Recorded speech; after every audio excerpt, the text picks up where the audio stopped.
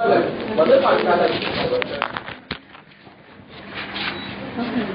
اسمه فينايل ألانين والتاني اسمه تايروزين.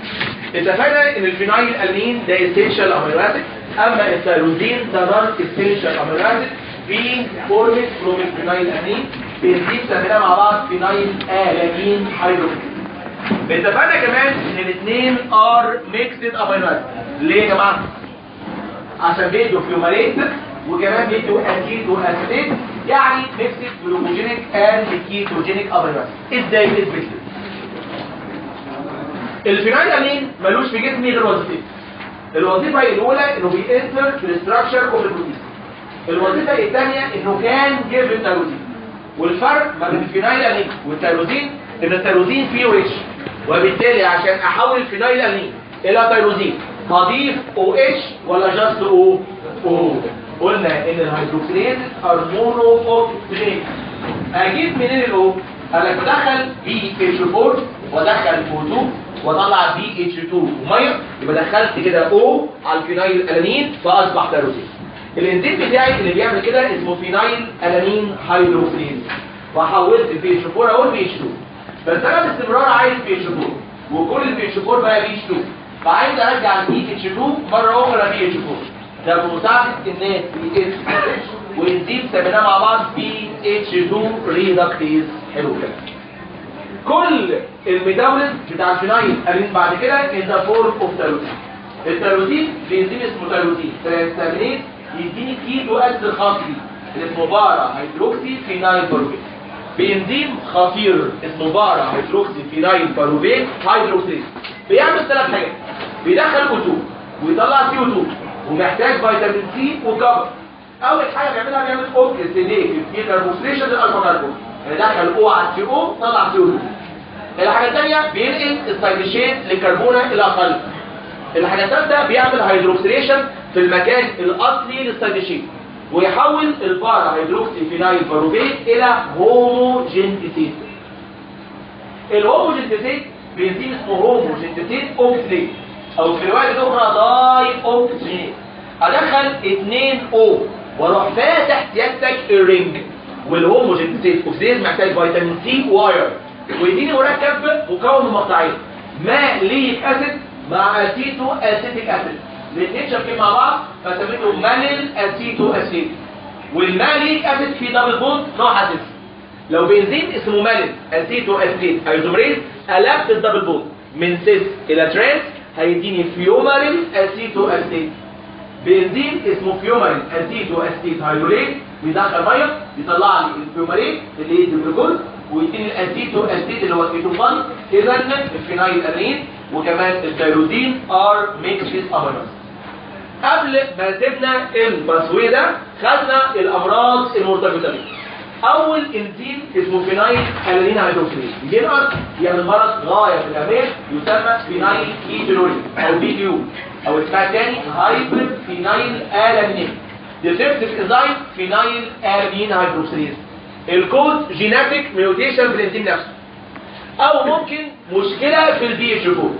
مشكله في البي اتش 4 ديكريز في السينثيسيس بتاعه، او ديفكت في البي اتش 2. لو جيناتيك ميوتيشن في الانزيم نفسه بنسميها كلاسيك بي كيو. لو مشكله في البي اتش 4 بنسميها نون كلاسيك بي كيو. ايوما اكتر كلاسيك ولا نون كلاسيك؟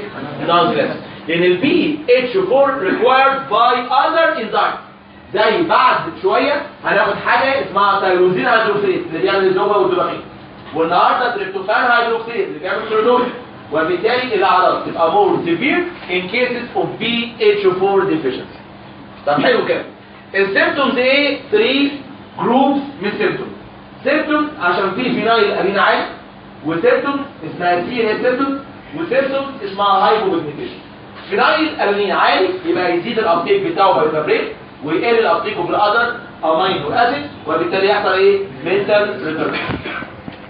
كمان الفينايل ألانين يتحول لفينايل باروفيت ثم فينايل اسيد ثم فينايل لاكتيت، وكل دول ينزلوا في اليورين. والفينايل اسيد تدي اليورين كاركترستيك اسمها ماوسي اودر او ماسي اودر، كما بيطلع في السويت ويدي السويت برضه ماوسي اودر للسويت. حلو الكلام. كمان هيحصل سي سيمبتوم منتال ريتارديشن، وتاخر في الديفلوبمنتال مايلستونز بتاع البيبي، والمنتال ريتارديشن بيظهر at the age of 1 year. كمان هايبوبيجمنتيشن جنرالايز ولا لوكالايز؟ جنرالايز، بنسميها فير كومبليكشن. ليه يا جماعه؟ عشان الميلانين بيتصنع من التيروزين والتيروزين قل. كمان عشان الانترميديت بتاع الفينايل امين بتعمل انهبيشن للانزيم اللي اسمه تيروزينيز، وده اللي بيعمل الميلانين، فالميلانين بيقل فبيحصل جنرالايز هايبوبيجمنتيشن. هذا الديزيز بريفنتابل وتريتابل، وعشان كده بعمل حاجه اسمها ريتال سكريننج، يعني ادور عليه في الاطفال حديث الولاده. اقيس الليفل اوف الفينايل ده لقيته عالي يبقى اقول للام ما تديش العيان ده بريست ميلك، لا اديله سيادتك الميلك ده اللي هو بور ان فينايل امين وليش ايه؟ التيروزين. التريتمنت should begin من ال 7 لل 10 day of life ويستمر لغايه 8 سنين او better life long. علاج ايه؟ دايت بور ان فينايل امين وريش ان التيروزين لو كان كلاسيك. لو كان نون كلاسيك نفس الكلام، بس ازود معاه كمان ايه؟ بي اتش 4. كمان مستحيل اعمل ريستريكشن لفينايل امين، ده اسينشال امينو اسيد، فلازم اديله كميه صغيره عشان افويد الديفيشنسي بتاع هذا الاسينشال امينو اسيد. كمان اعمل كونتينوس فولو اب عشان اشوف استجابته للعلاج شكلها ازاي. حلو الكلام. تاني ديزيز سميناها ثايرويدينيميا، قلنا في تايب 1 وفي تايب 2 وفي تايب 3. تايب 1 ثايرويدينيميا نقص اخر انزيم اللي اسمه فيومرين اسيتو اسيت هيدروليز، وبيزيد الفيومرين اسيتو اسيت وبيحصل ليفر وكدني ديسفانكشن. كمان الفيومرايل ده يعمل الكليشن للدنيه ويعمل ميوتيشن وكابش. ثايرويدينيميا تايب 2 نقص تاني انزيم اسمه تيروزين ترانس امينيز، اعراضه ابيثيليال دايما اعراضه مع الابيثيليال، فبيعمل كورنيال ايروجن وبالمو بلانتر كيراتوزيس. ثايروزينيا تايب 3 اسمها نيونيتال ثايروزينيا، اعرف بس الكود ديفكت في ثالث انزيم اللي اسمه بارا هيدروكسي فينايل باروفيت هيدروكسيد. قلت لك ساعات في الام سي كيو بيسمي ثايروزينيا تايب 1 تايروزينوزيس، فكلمه تايروزينوزيس تعني برضه ثايروزينيا تايب 1. دخلنا على الديزيز الثالث اللي سميناه الكابتولوريز، نقص في انزيم اسمه هومو جنتيسيت اوكسيد. لما يقل الهومو جنتيسيت اوكسيد يزيد الهومو جنتيسيت، ينزل في اليورين ويقابل الاير ويتاكسد لمواد تسمى كوينونز ليها دارك براون كلر، فاليورين بيداركنز اون اكسبوجر تو اير، ودي كاركترستيك للمرض ده. كمان هيترد في الجوينت يعمل ارثرايتس، وكمان يترد في الكارتج يعمل اكرونوزيس براونش ديسكلريشن للنوز وكمان للبيوس، ودي برضو كاركترستيك لهذا المرض اللي سميناه مع بعض الكابتولوريز. بعد كده دخلنا على الديريفاتيف اوف الثايروزين، قلت اول ديريفاتيف للثايروزين اسمهم كاتيكولامين، وهم 3 دوبامين ونور ابنفرين وابنفرين.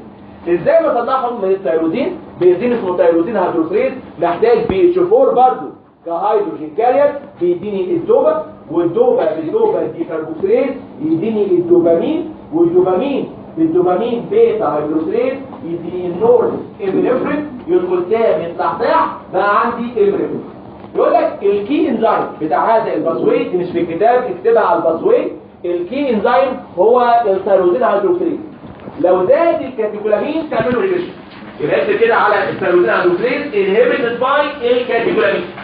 لو الكاتيكولامين زاد بتعمل فيه باك انهبيشن على اول انزيم في الباسوي اللي اسمه تيروزين هيدروكسيليز.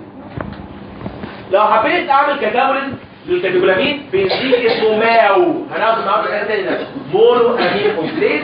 الابنفرين يبقى ميتاليفرين، والنور ابنفرين يبقى نور ميتاليفرين، في الاخر يدوني في ام اي فانيلي مانديليك اسيد اللي ينزل في اليورين. وعشان كده انا بقيس الليفل اوف البي ام اي في اليورين، وبي بشخص بيه ديزيز اسمه فيوكروموسايتوما، والفيوكروموسايتوما يعني تيومر في الادرينال ميدان. تاني ديريفاتيف سميناه ميلانين، والميلانين بيجي من التيروزين بانزيم اسمه تايروزينين، والتيروزينين ده محتاج كفر، ده انزيم محتاج كفر. والميلانين ده دارك براون بيجمنت في الهير وفي السكين وفي الايرس، يبني اول ديزيز بتاعه. لو نقص الميلانين مرض اسمه البينيزم، والالبينيزم ده جيناتيك ديزيز نتيجه ديفكت في التيروزين، ما عنديش ميلانين في الهير وفي السكين وفي الايرس، الشخص بيبقى البينو، بيحصل له سكين ألسر وسكين بير ممكن يتطور ويعمل كانسر في السكين. كمان بيبقى عنده فوتوفوبيا، وكلمه فوتوفوبيا يعني بلينكينج اور اكسبوجر تو السن، وبسميه عدو الشمس. حلو الكلام. كمان يا دكاتره دخلنا على ثالث ديريفاتيف وهو الثيرويد هرمون التي 3 والتي 4، ودول بيجوا من الثيرويدين فيرست باي ايودينيشن. على الثيرويدين احط واحد ايودين يبقى ام اي تي مونو ايوديثيرويدين، واحده كمان دي اي تي داي ايوديثيرويدين. بعد كده حاجه اسمها كابلينج رياكشن، واحد مونو او واحد داي يدي تي 3 اللي اسمه تراي ايوديثيرويدين، واثنين داي مع بعض تترا ايوديثيرويدين اللي هو تي 4. ممكن التي 4 يحصل له دي ايودينيشن، وده يا اما في الثيرويد جلاند يا اما في البريفرال تيشو، ويرجع للموست اكتف وهو التي 3. دول اثنين امينو اسيد غايه في الاهميه من الاروماتيك امينو اسيد، فينايل امين وتيرودين. النهارده ثالث اروماتيك امينو اسيد، واحد من اهم الامينو اسيد اللي في المنهج على الاطلاق. النهارده هنبدا الحصه بتاعتي بالتريبتوفان.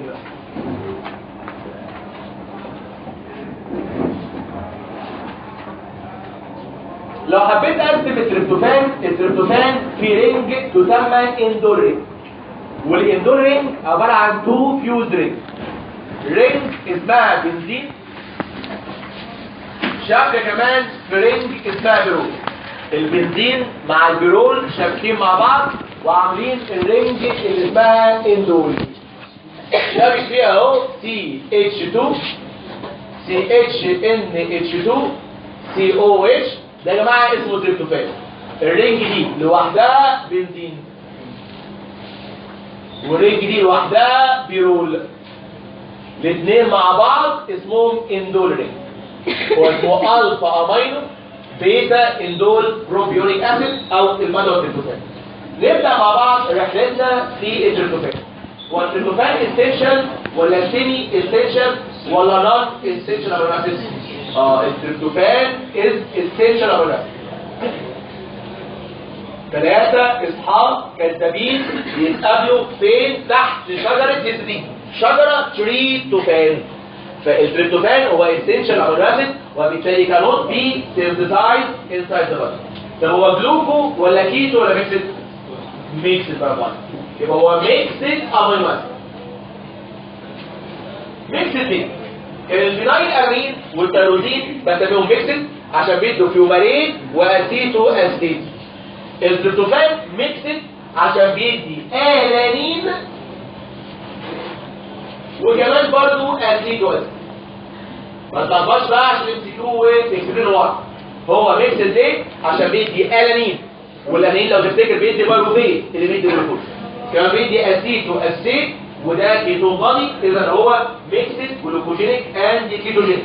اثبت الاثبات عن طريق باسوي كبيره جدا ومعقده جدا اسمها ميجور باسوي فور التريبتوفان ميتابوليزم اللي مكتوبه عندك في البوكس الازرق ده ومشروحه بخمس ست سبع باراجرافات فوقيها. الباسوي دي ملغيه. اي خدمه ملغي يا باشا. انا مش عايزك تعرف الباسوي دي، انا عايزك تعرف عنها 4 كلمات. عرفت ال4 كلمات كانك عرفت الباسوي. الرياكشنز بتاعتها لا، وصفها لا، مش عايز ده كله. انا عايز ال4 كلمات دول. اول كلمه الميجور باسوي فور التريبتوفان ميتابوليزم بتثبت ان التريبتوفان جيفز الانين اند اسيتو اسيد. اذا بتثبت انه ميكسد امينو اسيد. دي اول كلمه. الكلمه الثانيه في الباسوي دي التريبتوفان بيجيب النياسين، والنياسين ده فيتامين بي 3. اذا هذه الباسوي اللي ملغيه من علينا بتثبت ان التريبتوفان وده اسينشال امينو اسيد بيدي فيتامين اسمه نياسين. هنعرف بعد شويه فوائده ايه في الجسم. النياسين ده فيتامين بي 3. وكمان الباسوي دي بتثبت ان تحويل التريبتوفان الى نياسين requires BLB. requires ايه يا جماعه؟ BLB for enzyme اسمه كاين يورينيز. دي حاجه كده من الباسوي، حاجه من ريحتها يلا. كاين يورينينيز اسمه ايه يا جماعه؟ كاين يورينينيز اسمه ايه؟ كاين يورينينيز. الكاين يورينينيز ده وده انزيم داخل في تحويل التريبتوفان لنيتروجين محتاج بيلين. كمان هذه الباسوي بتثبت ان التريبتوفان كان جيف فورمال تي اتش اف. الفورمال تي اتش اف عباره عن فورمال جروب اللي هي تي اتش او متشاله على التي اتش اف. وطبعا يعني غني عن الذكر ان اقول ان الفورمال تي اتش اف دي واحده من الوان كاربون يونت في الجسم. طب لو جمعنا بقى الوان كاربون اللي خدناها، خدنا الالفا كاربون اوفيكلاسين تدي ميثيلين تي اتش اف، بيتا كاربون اوفيسترين تدي برضه ميثيلين تي اتش اف. لو تفتكر الهستidine بيدي فيجلو اللي يدي فورمينيمينو تي اتش اف. كمان التريبتوفان بيدي فورمال تي اتش اف. الفورمال تي اتش اف دي واحده من الوان كاربون يونت في الجسم. يا دكاتره الميت باسوي فور التريبتوفان ميتابوليزم ساينتس جاد مش عليه، يعني الحمد لله يعني هو باسوي رخم جدا فهو مش عليه. بس اعرف عنه 4 معلومات. الباسوي ده بيثبت ان التريبتوفان بيدي الانين واسيتو اسيد، يعني بيثبت ان التريبتوفان ميكس امينات. عن طريق هذا الباسوي التريبتوفان بيدي نياسين وده سيادتك فيتامين بي 3. وكمان تحويل التريبتوفان لنياسين بيريكواير بي ال بي عن طريق انزيم اسمه كاين يورينينيز. ده انزيم في الباسوي. وكمان بيثبت ان التريبتوفان بيدي فورمال تي اتش اف ودي واحده من الوان كاربون يونت اللي في الجسم. يبقى قلنا اول كلمه انه essential امينو فلوستوب كانوت بيفورميت انسايد ذا. ثاني كلمه انه ميكس امينو اسيد بيدي انين واسيتو اسيد. ازاي؟ عن طريق الميجور باسوي فور التريبتوفان ميتابوليزم اللي مش علينا، عرفنا بس عنها الاربع كلمات دول. ادخل بقى معايا في سؤال غايه في الاهميه ولا يخلو منه امتحان importance اوف التريبتوفان، او ساعات بيجي في صوره غير كده derivatives اوف التريبتوفان. يبقى important او يا باشا اللي فوق ده شرح الباسوي. يعني بيقول لك التريبتوفان عن طريق انزيم اسمه تريبتوفان بيروليز يديني ان فورمال كانيورنين، ما هو شرح الباسوي فمش عارف. امسح خلاص؟ وبتعملوا ايه بقى في نص ساعه؟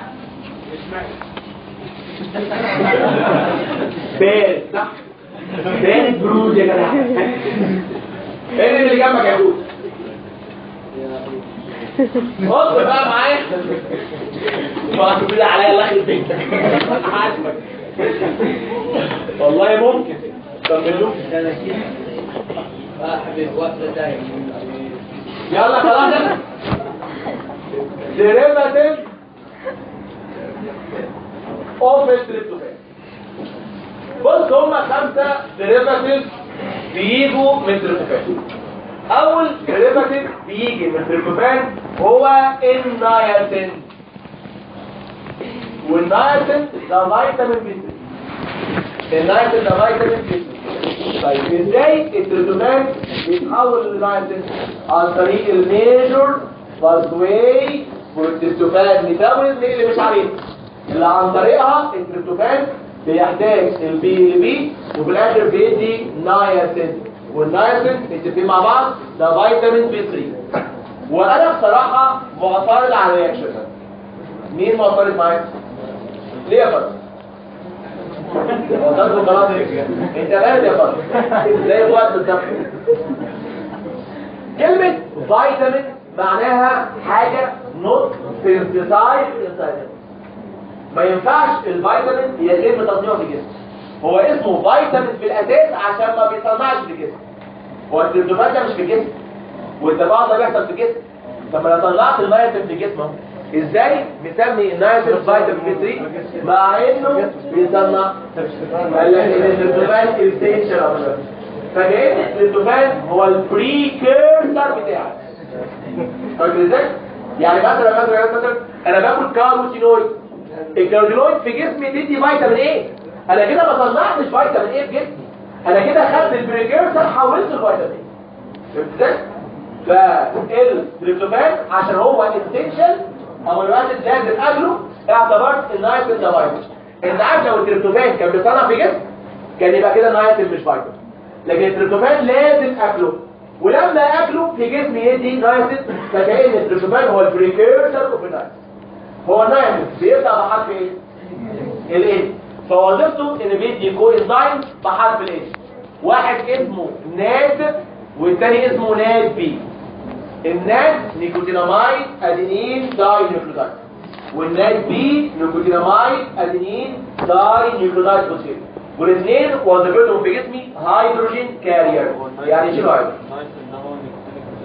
النياسين هو النيكوتينيك اسيد، هو النيكوتيناميد، هو البلاجرا بريفنتيف فاكتور، كلهم حاجه واحده. فالنياسين هو النيكوتينيك اسيد، هو النيكوتيناميد، كلهم حاجه واحده، وبيدوا ناد او ناد بي اللي بيشتغلوا هيدروجين كارير. هناخده حد والله هتعلق، والله هتعلموني هتعلق. لو ناد فيتامين بي 3 لو ناد بيحصل مرض اسمه بلاجرا. جالكوا قبل كده؟ البلاجرا بسميه ذا ديزيز اوف 3 ديز. ذا ديزيز اوف 3 ديز. اعراضنا ناخدها ان شاء الله بالتفصيل مع الفيتامين، بس اعرف دلوقتي عشان الكوريوزيتي اللي عندك اعراضه 3 ديز. اول دي دايريا، قول يا رب. الثانيه ديرماتايتس، التهاب في الجلد. والثالثه ديمنشيا. عندكم ديمنشيا؟ فقدان للذاكره، بور ميموري، دي موجوده دي اكيد. مش بقول لكم بالله؟ يبقى البلاجر هناخده بالتفصيل قدام ان شاء الله بالفيتامين، بس يعرف بيجي من نقص فيتامين بي 3 او نقص فيتامين بي 6. ليه بقى؟ عشان بي 6 ريكوايرد فور تحويل التريبتوفان ايه؟ لنياسين. فلو قل بي 3 او قل بي 6 يحصل بلاجر. والبلاجر ده في الاورال يقول لك يعني ايه بلاجر؟ تقول له يا باشا ده ديزيز اوف 3 ديز، دايريا وديرماتايتس وديمنشيا. وده اول ديريفاتيف بيجي من التريبتوفان اسمه نياسين. تاني ديريفاتيف بيجي من التريبتوفان هو نيورو ترانسميتر هام جدا جدا جدا في جسمي، يسمى سيروتونين. والنبي بلاش سيروتونين، اين دي بلاش يعني. سيروتونين.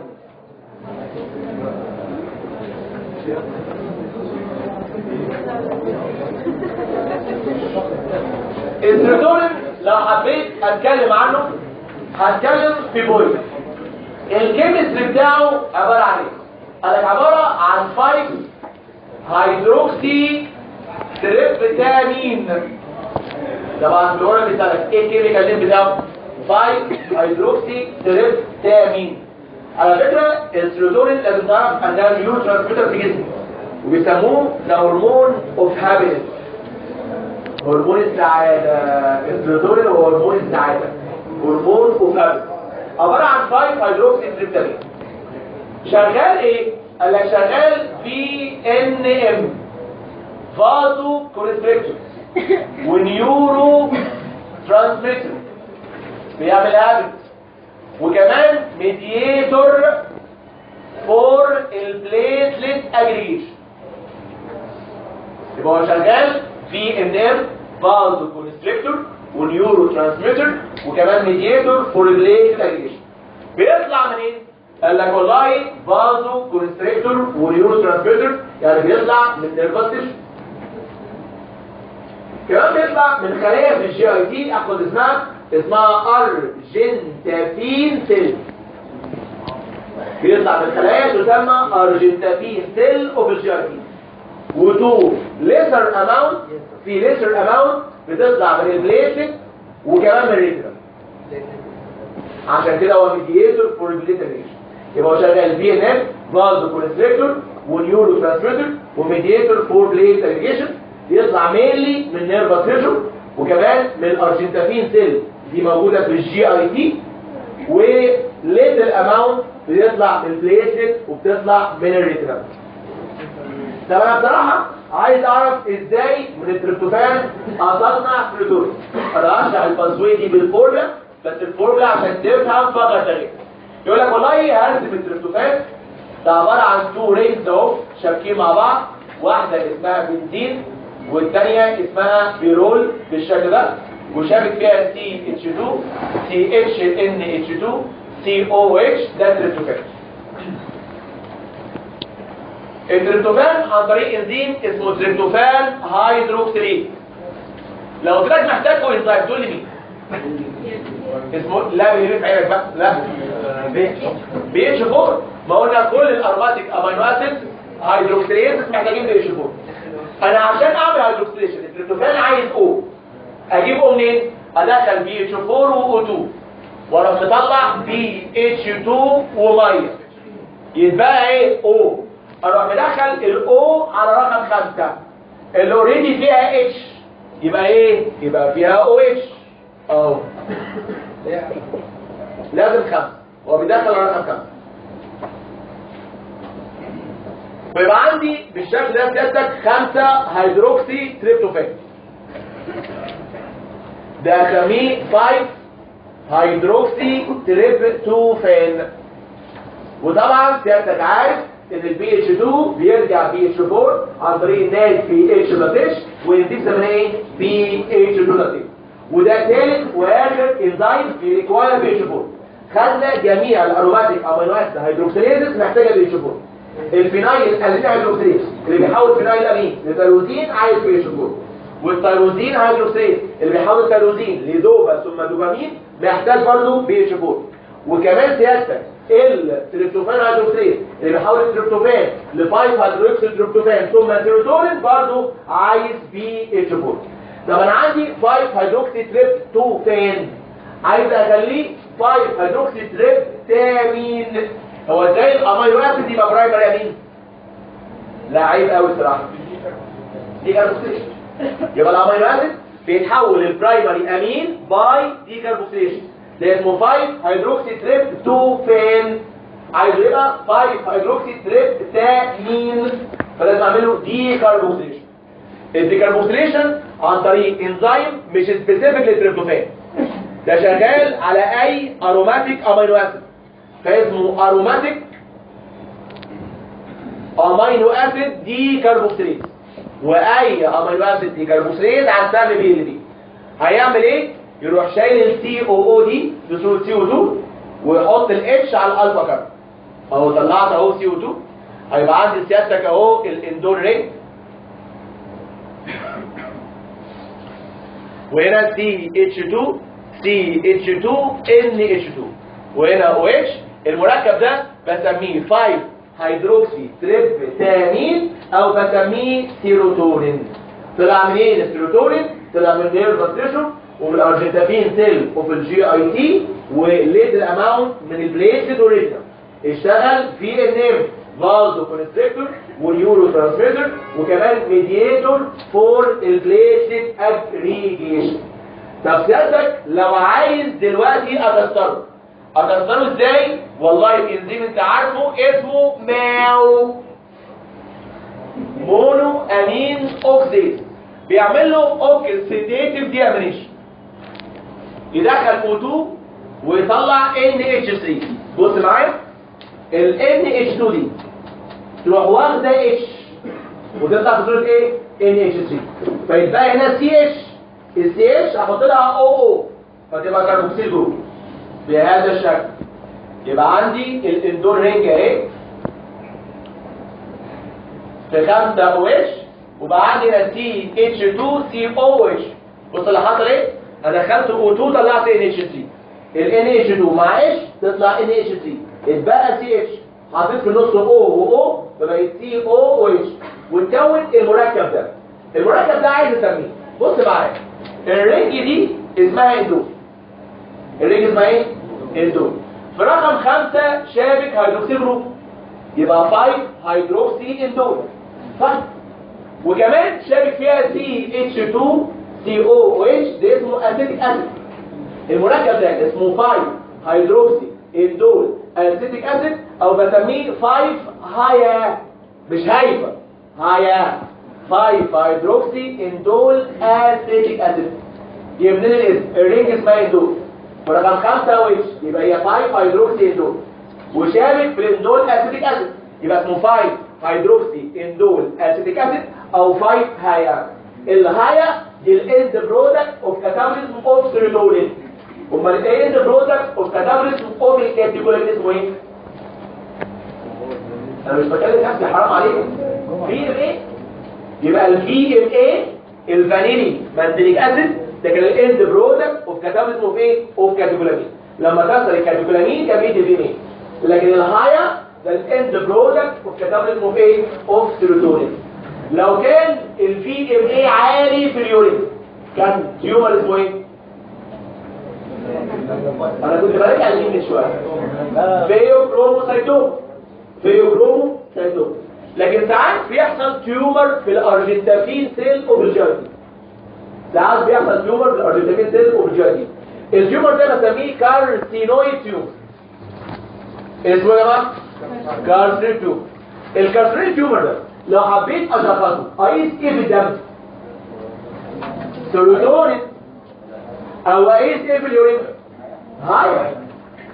يبقى يا جماعه التيومر اللي بيحصل في الارجنتافين سيل اسمه كارسينويد تيومر، او ساعات اسميه ارجنتافينوما. الاثنين صح. ما كلمه اوما يعني ورم في الارجنتافين سيل يعني ارجنتافينوما، اسمه ارجنتافينوما او اسمه كارسينويد تيومر. ده تيومر في الارجنتافين سيل اوف الجي اي تي اللي بتطلع سيروتونين. لما في تيومر يبقى في زياده في الاكتيفيتي ففي دم سيروتونين. فلو حبيت اشخصه اقيس السيروتونين في الدم الاقيه عالي، او اقيس الهايا في اليورين الاقيه عالي.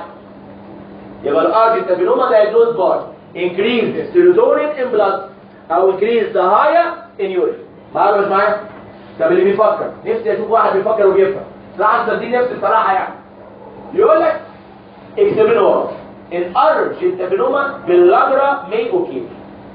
ليه اللي عنده ارجنتافينوما يجي له باللاجرا؟ عشان قول يا عمر. تعالي صوت. احسنت يا هو باين ان هو فاهم. كل التريبتوفان يبقى هو فاهم. هو فاهم الكلمتين دول. سيادة التريبتوفان ليه احد مصدرين في الجسم. المصدر الاول يمشي في الميجر باسوي اللي مش علينا وبيدي معانا. المصدر الثاني يمشي في الباسوي دي وانت ايه؟ سيروتونين. طب دلوقتي في ارجنتافينوما يعني تيومر في السيروتونين سكريتنج سيل اللي في الجي بي. يبقى كل التريبتوفان اللي في الدم شفتت ناحيه تكوين سيروتونين، وما يتبقاش تريبتوفان في الدم اصنع بيه ناياسين فيقل الناياسين ويحصل في الاكل. حد فاهم حاجه؟ يبقى السؤال ده كل سنه بيجي في الامتحان. اكتب لي واي الارجنتافينوما باللاجرا اوكير او as all tryptophan is shifted toward synthesis of serotonin and no tryptophan available for synthesis of niacin فيحصل سيادتك باللاجرا. ازاي بشخص ارجنتافينوما؟ اقيس ايه في الدم؟ او اقيس ايه في اليورين؟ وهذا تاني ديريفاتيف للتريبتوفان اسمه سيروتونين. مره كمان اسمه سيروتونين. الكيميكال نيم 5 هيدروكسي تريبتامين. الامبورتنت بسميه هرمون اوف هابيتس. محتاجينه والله في الدكتور صح؟ جدا الصراحه. بعد بحث موجودين محتاجينه جدا يعني الصراحه. هرمون اوف هابيتس جدا الصراحه. يعني عندنا هابيتس مالهاش حل الصراحه. حلو الكلام. مش عايزين نغلط يا الناس بتسجل انا عارف. بص ده بيغلط فيك كمان يا دكتور. لا وظيفته في ان فازو كونستريكشن ونيورو ترانسميشن وميدياتور فور انفليشن اجريجيشن. حلو الكلام. بنصنع ازاي؟ ده تريبتوفان. بنزين اسمه تريبتوفان هيدروكسيز محتاج في اتش4 هيديني 5 هيدروكسي تريبتوفان. اروماتيك امينو اسيد دي كاربوكسيليز هيديني 5 هيدروكسي تريبتامين اللي اسمه سيروتونين. السيروتونين لو حبيت اكسره بانزيم اسمه ماو مونو امين اوكسيد. امثال اسمه معبر قوي. اصل التريبتامين ده برايمري امين بتاع التريبتوفان. مش هو برايمري امين؟ بكلمه برايمري امين يعني مونو امين صح؟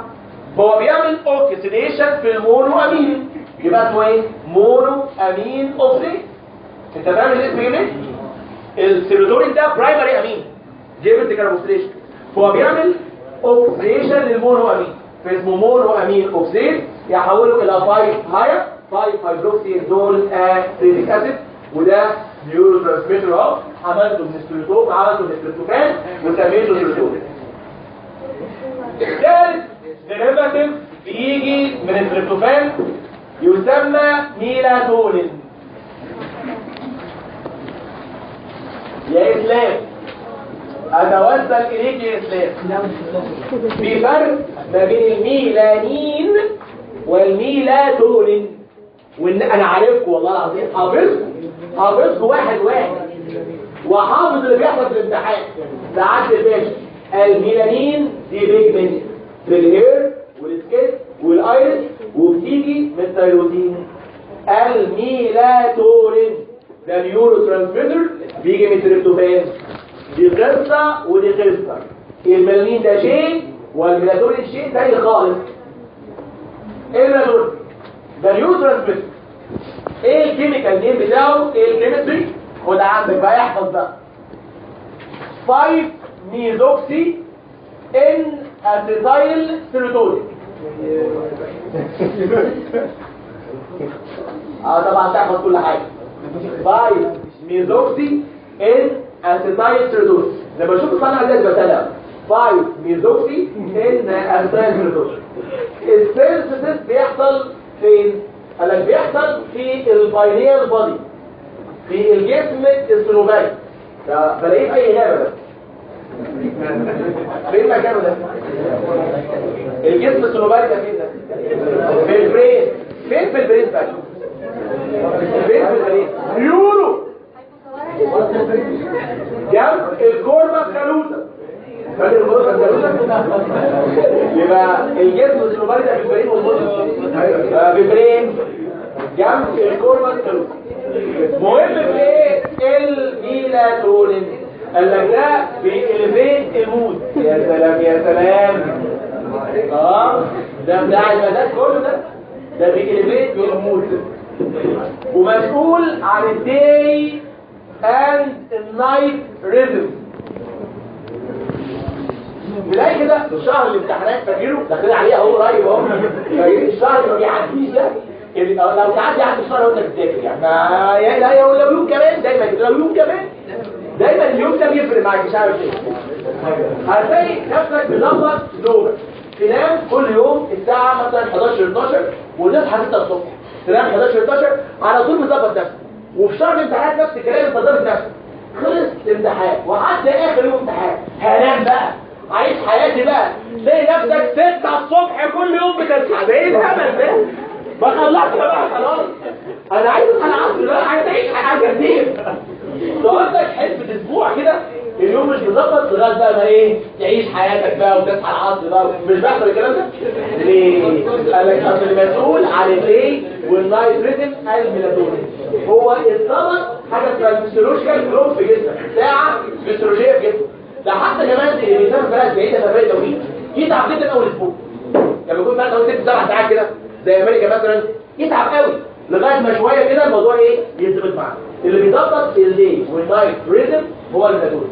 وفي القران بيقول ايه؟ وجعلنا الليل لباسا وجعلنا النهار معاشا. يعني الليل ده سيادتك معمول للنوم، والنهار ده ايه؟ للاكتيفيتي. بيحصل ازاي؟ يقول لك في ريسبتور دايما متوصله ما بين الريتنا وبين البنيان الارضي. اول ما يجي الدار جسد، اول ما يحل الظلام الريسبتور ايه؟ تشتغل وتنبه البنيان الارضي، خلاص الليل كده، فيطلع ايه؟ ميلاتونين، فيعلي المود ويعمل ريلاكسيشن، وسيادتك تبدا ايه؟ تدخل بقى ايه؟ في النوم بقى. سيادتك فتح الستاره، جه الساعه 7 الصبح، دخل اللايت يدخل على الريتنا حتى لو هو في العين احتياطي، وبالتالي يطلع الريسبتور برضه يشغل البنيان بره. النهار جه سيادتك يروح الميلاتونين ايه؟ يقل الميلاتونين، تبدا بقى تصحى من النوم. يبقى هو مسؤول عن الداي والنايت ريزم، وكمان مسؤول عن المود ده. يعني ساعات ايه؟ تقوم من النوم الغداء رايق وتغني عبد الحليم وماشي في الشارع تصفر بقى سيادتك وبتاع حاجه رايق كده، ميلاتونين عالي. ساعات يقول لك عفاريت الدنيا بتتنطط في وشي، ما تكلمنيش الميلاتونين ايه؟ قليل. مين فيكم عنده اخ اكبر منه؟ عندي صح؟ ما تخافيش انا عارف. اسمه ايه؟ احمد ده يعني ملتزم ولا مقضيها؟ يبقى مقضيها صح؟ مقضيها. طيب طالما احمد مقضيها هتلاقيه دايما مصاحب واحده زي الأخ. طب عايزين هو وصاحبته كده يقعدوا قعده رومانسيه، هيروحوا كده كافيه للمهندسين محترم برضه زي الفل يعني، هتلاقي الكافيه ده ضلمه والترابيزه عليها سماعتين. يقول لك ايه القعده الرومانسيه دي؟ ليه دايما يا جماعه دايما القعده الرومانسيه على اضواء الشموع؟ يقول لك عشان نار فالراجل يشتغل ويطلع ميلاتونين والمود يعلى واحمد يقول احلى كلام. يبقى كل حاجه مرتبه في الجد.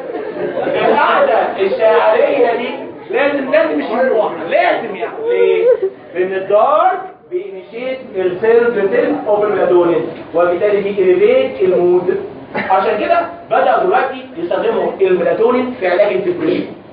يعني الناس اللي عندهم اكتئاب كتير قوي صح موجود صح؟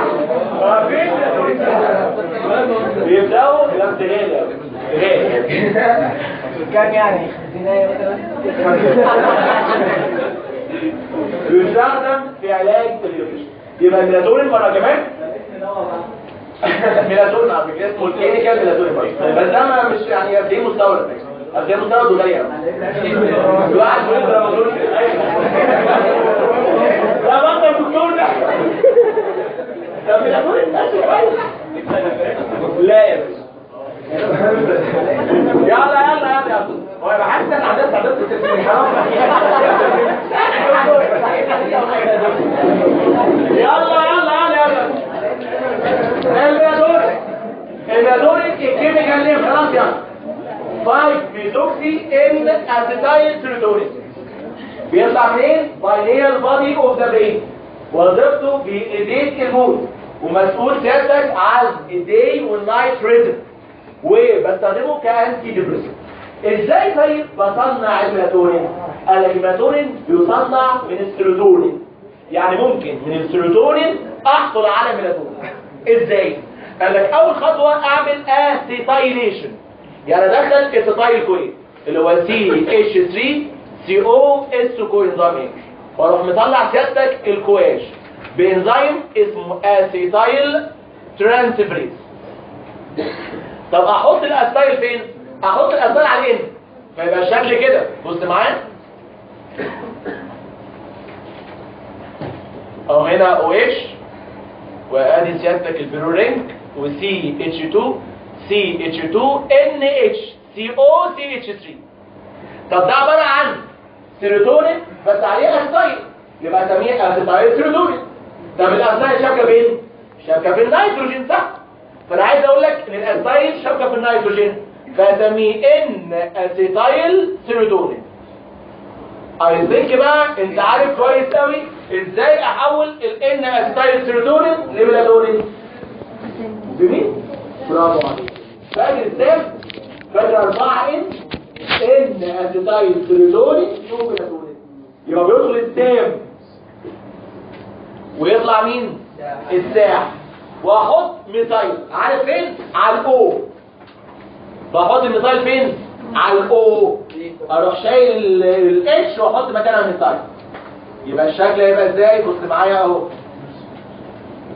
هنا CH2 CH2 NH CO CH3 وفي رقم 5 اهو O شابك فيها CH3.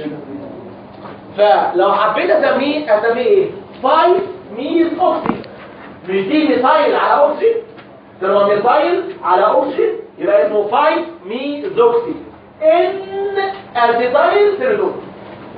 يبقى اسمه 5 ميثوكسي ان اسيتايل سيروتونين او لاتو ميلاتونين. يبقى كلمه ميث اوكسي جت منين؟ حطيت الميثايل على الاو يبقى ميث اوكسي 5 ميثوكسي ان اسيتايل سيروتونين او بسميه ميلاتونين. في دراو في امتحان الريتم وفي الاورال يسالك يقول لك ايه؟ ازاي من السيروتونين تحصل على ميلاتونين؟ اي طالب هيقول له يا دكتور باي اسيتايليشن زين باي ميثايليشن. ده اي طالب. الطالب بتاعي ما يقولش كده. الطالب بتاعي يقول يا دكتور باي ان اسيتايليشن فولد باي او ميثايليشن. فاهم اللي بقوله؟ يعني بعمل اسيتايليشن على الان، يعني ان اسيتايليشن فولد باي الاو ميثايليشن. مين دول؟ يبقى سيادتك ازاي من السيروتونين تحصل على ميلاتونين باي ان اسيتايليشن فولد باي الاو ميثايليشن. وده سيادتك اهو ثالث ديريفاتيف بيجي من التريبتوفان وهو الميلاتونين. وكرر تاني اوعى تغلط، الميلانين حاجه والميلاتونين حاجه ثانيه خالص. ايه كمان؟ كلام سهل قوي بقى. يقول لك فورمال بي اتش اف. مش هتلاقي في الميجور بازوي بتاع التريبتوفان بتولد بيطلع فورمال بي اتش اف، ودي صوره بالوان كاربون يونت اللي في جسمك. كمان يقول لك رقم 5 اندول اند اسكاتول. ايه بقى قصه الاندول والاسكاتول؟ اولا مش انا اللي بصنع اندول والاسكاتول من التريبتوفان، مش انا والله ما انا ماليش دعوه. دول الانتستاينال بكتيريا. يبقى الانتستاينال بكتيريا بتعمل حاجه اسمها بيوت ريفاكشن للتريبتوفان. والتريبتوفان لو بيحصل له بيوت ريفاكشن تعفر بيدي اندول والاسكاتول. والاندول والاسكاتول دول مصيرهم ينزلوا في السنول ومسؤولين عن الريحه الجميله الرائعه العطره بتاع الفم. يبقى الاسكاتول ريحته كده ليه؟ عشان في اندول واسكاتول، والاندول والاسكاتول بيجوا من البيوت ريفاكشن اوف التريبتوفان. في قاعده بتقول اي حاجه موجوده في الكافيتي اوف ذا انتستين يحصل لها ابزوربشن رسمي. فالاندول والاسكاتول يتكونوا فين؟ في الكافيتي اوف ذا انتستين. يحصل لهم ايه؟ ابزوربشن ويرجعوا على الليفر بالانتيرو هيباتيك سيركيليشن. نحتاجهم في حاجه دول؟ انا مش محتاجهم يا عم، الحاجه زي الزفت. ده حاجه زي الزفت وريحتها وحشه وبتاع، فاحاول اتخلص منهم. ازاي بعمل لهم اوكسيشن وبعد كده اضيف لهم سلفيت. مين السلفيت دونر في جسمي؟ بس مين من اي امينو اسيد؟ يا خالص لسه ايه؟ فاكر بكتب جي، بكتب البي باب سيبورتيشن. يبقى انا بعمل لهم اوكسيشن بعد كده بضيف لهم سلفيت فيتحول الاندول الى اندوكسيل سلفيت، ويتحول الاسكاتول الى اسكاتوكسيل سلفيت. اسكاتوكسيل سلفيت. الاندوكسيل سلفيت اسم الدلع بتاعه انديكان. انديكان دول سيادتك طالما بقوا بولر وشارك فيهم سلفيت ينزلوا في اليوريثم، ودول مسؤولين عن الريحه الجميله الرائعه العطره بتاع اليوريثم. بقى له ريحه يمكن. طب مره كمان بقول خامس ديريفاتيف ده حاجه يعني مش حلو، حاجه مش مفيده ولا بتاع، اسمه اندول وسيتول. مش انا اللي بصنعه، ده بيجي من الاكشن اوف الانتستينال بكتيريا على التريبتوفان اللي اسمه بيوت ريفاكشن اوف التريبتوفان. مصيرهم ايه؟ ينزلوا السول ومسؤولين عن الاودر اوف السول. طيب حصل لهم ابزورب راحوا قدام يحصل لهم اوكسيشن بعد كده اضيف لهم سلفيت من الباب اللي جاي من الزيت ويديني اندوكسيل سلفيت او انديكات، والتاني اسمه سكاتوكسيل سلفيت. دول ينزلوا يورين. يبقى خلي بالك عشان يمسكوا اندول والسكاتول دول مكانهم السول. اندوكسيل سلفيت والسكاتوكسيل سلفيت دول مكانهم ايه؟ يورين. ودول الخمسه ديريفاتيف اللي جايين من التريبتوفان. دولهم تاني يلا. اول واحد اسمه ايه؟ ناياسين. 2 سيروتونين. 3 ميلاتونين. 4 فورمال تي اتش اف. 5 اندول وسيتول. السؤال ده دايما في الامتحان انيومريت الديريفاتيفز اوف التريبتوفان. طب ايه الامراض المرتبطه بالميتابوليزم اوف التريبتوفان؟ مرض غايه في الاهميه يسمى هارت ناب ديزيز. ده اسم الراجل ده، هارت ناب ديزيز. هارت ناب ديزيز ده ديزيز نتيجه ديفكت في الامينو اسيد ترانسبورت. حصل ايه؟ فاكر لما قلنا الصوديوم ديبندنت ابسوربشن قلت فيه ترانسبورتر سبيسيفيك لكل مجموعه من الامينو اسيد. كان في واحد للسمول نيوترين، واحد لللارج نيوترين، واحد اسيديك، واحد داي امينو، واحد امينو، واحد بيتا امينو، واحد داي فاكر كانوا سبعه. قال لك الترانسبورتر الخاص باللارج نيوترال امينو اسيد، ومن ضمن اللارج نيوترال امينو اسيد تريبتوفان. باظ فين؟ في الانتستين وفي الكدني. قول انتستين وايه؟ وكدني. فمش عارف اعمل انتستينال ابزوربشن ولا رينال تيوبولار ري ابزوربشن للتريبتوفان، وينتج عنه تريبتوفان في الدم يزيد ولا ايه؟ يقل طبعا. برافو عليك. لا عارف اعمل ابزوربشن ولا عارف اعمل ري ابزوربشن، فمش عارف ادخله الدم، واللي في الدم حتى بينزل يوين، فبيقل التريبتوفان في الدم. طب لما يقل التريبتوفان في الدم يحصل ايه؟ يحصل كلاجرام. مش لما يقل التريبتوفان يقل معاك فيحصل كلاجرام. تاني بقول هارت ديزيز. هارت ديزيز نتيجه ديفكت في الترانسبورتر الخاص باللارج نيوترال امينو اسيد، ومن ضمنهم التريبتوفان. مش عارف اعمل ابزوربشن للتريبتوفان في الجسم ولا لابزوربشن في الكدني عشان الترانسبورتر باظ، يبقى التريبتوفان في الدم بيحصل له ايه؟ بيقل. قل التريبتوفان يقل معاه فيحصل باللبن. والتريبتوفان ده مش اساسي لما وبيعمل نيورو ترانسميترز مهمه، وهو قل في الدم فيحصل مينتال ريتارديشن، ويحصل باللبن وبيحصل مينتال ريتارديشن وكمان جيرالايز امينو اسيدوريا. طب خلي بالك طالما التريبتوفان موجود في الانتستين ومش عايز تعمل له ابزوربشن، مش البكتيريا بتاع الانتستين تشتغل اكتر؟ تشتغل اكتر، ما انت مش عارف تدخله في الدم، هو كتير في الكابيتو بتاع الانتستين، فبيزيد الاندول اند الاسكادول في الاسلوب. ليه؟ ما انت مش عارف تدخله الدم، فكميه كبيره منه تكون موجوده في الانتستين، فالبكتيريا تشتغل عليه اكتر واكتر، فالاندول والاسكادول بيزيدوا جدا في الستول عشان مش عارف تعمل له ابزوربشن. خلي بالك هو الاندول والاسكادول دول بيزيدوا في سيرتن ديزيز. يعني مثلا لو في انتستينال اوبستراكشن، يعني في اسداد معوض، فكده الاكل مش بيتصرف، فالبكتيريا شغاله عليهم اكتر واكتر فيزيد اندول واسكادول. المرض اللي اسمه دلوقتي هارت ديزيز، مش هارت ديزيز ده برضه في ديفكت في الابزوربشن. لما في ديفكت في الابزوربشن يبقى التريبتوفان موجود في الكبد بكميه كبيره فبرضه بيزيد اندول وسيتول. يبقى المرض ده معاه باللجرة عشان ما فيش مانسل، منتال ريتارديشن عشان ما فيش تريبتوفان فما فيش نيوروترانسميتر، كمان بيزيد اندول وسيتول عشان في ديفكت في الابزوربشن فالتريبتوفان بيقعد مكانه في الكبد وبيزيد لفتره طويله. بلس جنرالايز امينو اسيدوريا، يعني باقي اللارج نيوترال امينو اسيد بينزلوا في اليورين برضه ده التريبتوفان. حلو الكلام. ايه الديزيز اللي خدناه قبل كده وبرضه سببه ديفكت في الامينو اسيد ترانسبورت؟ قلته والله العظيم قلته. برافو عليك يا شريف، متألق يا شريف. عيب يا جماعه والله، عيب. سيستينيوريا.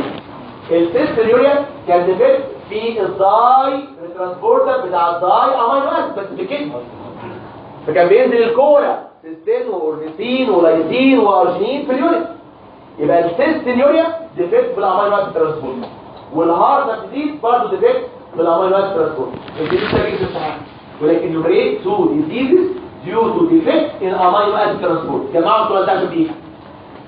diseases due to defect in amino acid transport. diseases due to defect in الامينو acid transport. الاولاني سيستينيوريا والثاني سيادتك هارت ديزيز. سيستينيوريا ولا كمان هارت ديزيز سببه ديفكت ترانسبورتر بتاع اللارج نيوترال امينو اسيد انتستينال كده، فمش عارف اعمل ابزوربشن ولا ري ابزوربشن لللارج نيوترال من ضمنهم التريبتوفان. قل التريبتوفان في الدم وبالتالي قل النيتروجين باللاكتوز. التريبتوفان فالنيوروترانسميتر ريتارديشن. وكمان التريبتوفان قعد في الانتستين فتره طويله، ده الاندول والسكاتول في الستول. كمان سيادتك الاندول والسكاتول دول بيسلوا في الستول.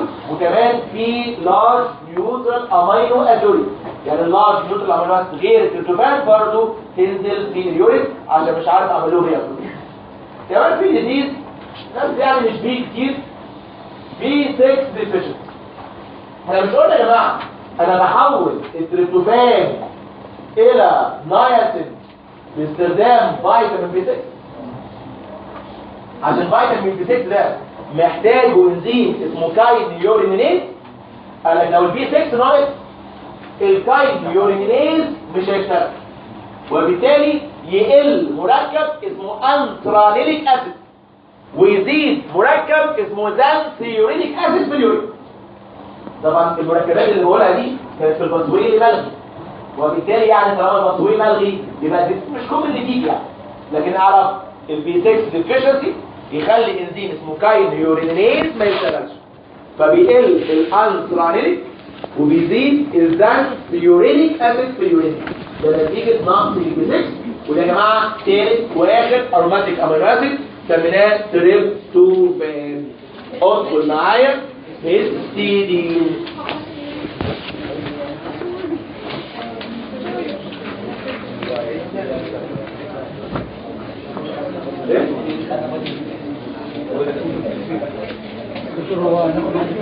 هو بيعمل كده حاجه هنجمعهم بقى بيعمل بقى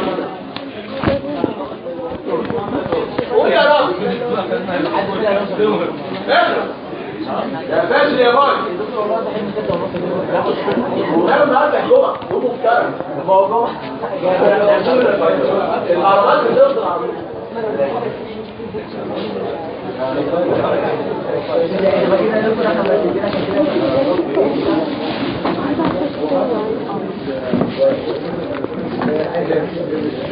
العالم ازاي يعني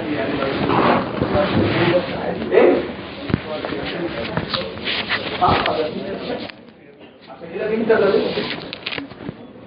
الهيستري يا جماعه لو هنسيبه ده في رينج تسمى الميدازول رينج، ودي رينج سيادتك فيها 5 اتوم منهم 2 نيتروجين وجابت فيها سي اتش CH2 NH2 COOH. لو اسميه الفا امينو بيتا اميدازول بروبيونيك اسيد او بسميه هيستidine. طب نتكلم مع بعض عن الهيستidine ونشرحه. اول كلمه هو اسينشال ولا سيمي اسينشال ولا نون اسينشال؟ الهيستidine اسينشال امينو اسيد، وبالتالي cannot be formed inside the body. فول ستوب خلص الكلام. طب هو جلوكو ولا كيتو ولا ميكسد؟ الهيستidine جلوكوجينيك اسيد. ليه؟ فاكر لما خدنا الجلوتاميت وخدنا 3 امينو اسيد اسمهم جلوتاميت فاميلي، كان الارجينين والبرولين والهيستidine. كان الهيستidine دي ماده اسمها فيجلو فورمينو جلوتاميت، والفيجلو سيادتك كان بيدخل تي اتش اف ويطلع فورمينو تي اتش اف واحول الفيجلو لجلوتاميت، والجلوتاميت بيدي الفا بي جي اللي بيدي جلوكوز. انا الباسوري بقى قلتها هناك بسرعه كده المره دي اشرحها واشرحها بالفورمولا، والفورمولا للفهم فقط ده. يقول لك والله لو ده الهيستidine ركز معايا، دي الرينج اللي اسمها الميدازول رينج اهي، وهنا سي اتش 2 سي اتش ان اتش 2 سي او اتش. ده يا جماعه اسمه هيستidine وعايز اعمل له ديامينيشن. لو فاكر لما خدنا السبيسيفيك ميثود اوف ديامينيشن كان في انزيم مختص بالهيستidine اسمه ايه؟ هيستidase. برافو عليك. الهيستidase بيطلع NH3 بيطلع NH3. بص بيحصل ايه؟ يقول لك ال NH3 دي تروح واخده H من البيتا كاربون وطلعت بصوره NH3، والهيستidase باي ذا واي محتاج في ال بي. يبقى الشكل ازاي؟ بص معايا، هيبقى الميدازول رينج زي ما هي، وهنا بقى سي اتش دبل بوند سي اتش سي او او اتش. ده اسميه ايه؟ اسميه يوروكانيت. يوروكانيك اسيد او بسميه ايه؟ يوروكانيت. يبقى الهيستidine عمل ديامينيشن للهيستidine وحوله الى يوروكانيت. اسكت يا جماعه؟ عيب. ازاي اسكت؟ قال لك بانزيم اسمه يوروكانيز. اسمه يا جماعه؟ بيضيف ميه. وميه يعني اتش واتش او، اتش واتش او. ادي هنا اتش وادي هنا اتش وادي هنا او. بص ازاي؟ اتش واتش او. الشكل هيبقى ازاي؟ اهو.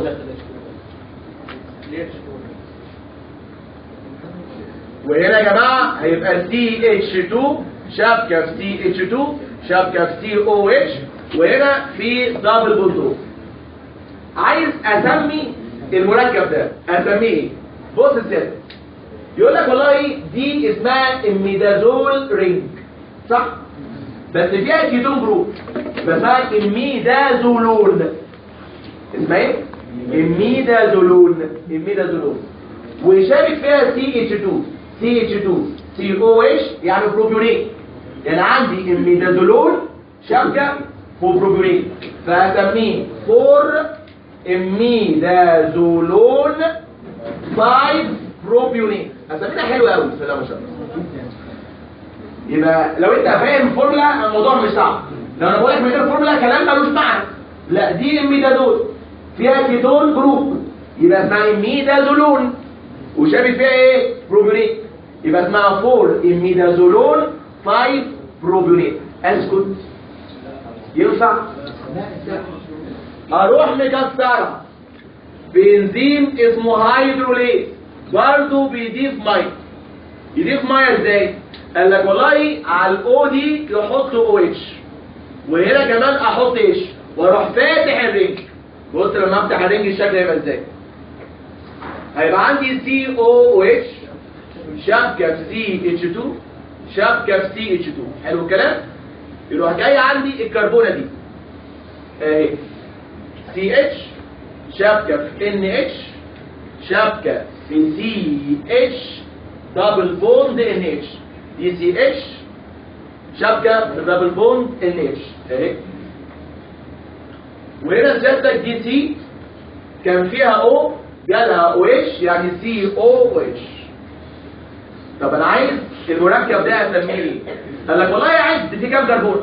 ادي 1 ادي 2 ادي 3 ادي 4 ادي 5. 5 كربونات وفي 2 كربوكسيل جروب. ده جلوتانيك اسيد شابك فيه بالالفا كربون امينو جروب، يبقى ده جلوتامين.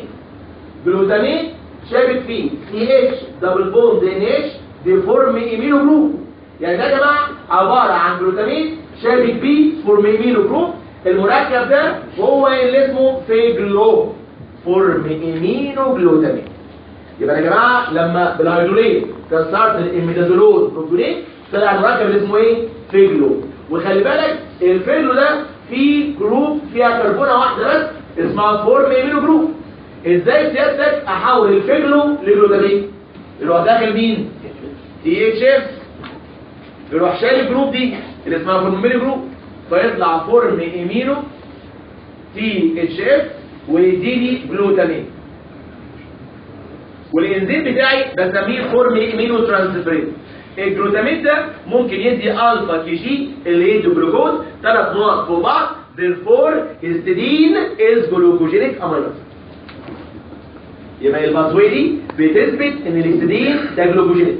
ما انا كمان هقولها هستidine بهستيديز يدي يوروكانيز، بيوروكانيز الميدازولون 5 بروبيونيت، فهيدروليز يدي فيجلو اللي اسمه فورم ايمينو جلوتامين.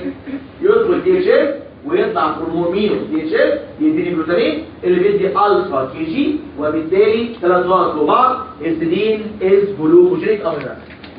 طب النقطة الثالثة ايه سيادتك الامبورتنس اوف السليب او ايه الديريفاتيف اوف السليب؟ هو الهيستidine لما اعمله دي كاربوكسيليشن يديني برايمري امين اسمه ايه؟ هيستامين. يعني كده على فكرة خلصنا كل البرايمري امين اللي في الشابتر ده. انا عايزك كده في حته بيضاء تجمع لي ده، جمع لي اي حته بيضاء عندك هيكتب بتاع 5 6 سطور كده. سيرين باي ديكربوكسيليشن ثانية واحدة. يا رب يقولوا يا رب، يا رب والنبي اروح من الموجود، يا رب يقولوا معايا يا رب، يا رب يا اما يقولوا يا اما تقولوا يا رب. سيرين باي ديكربوكسيليشن مين؟ تبقى قديم شوف فيك يومك خلاص. سيرين باي ديكربوكسيليشن ايثانولامين. سيرين باي ديكربوكسيليشن سهم كده ايثانولامين. ده بقول اللي بعدها سبستاين يجي مين؟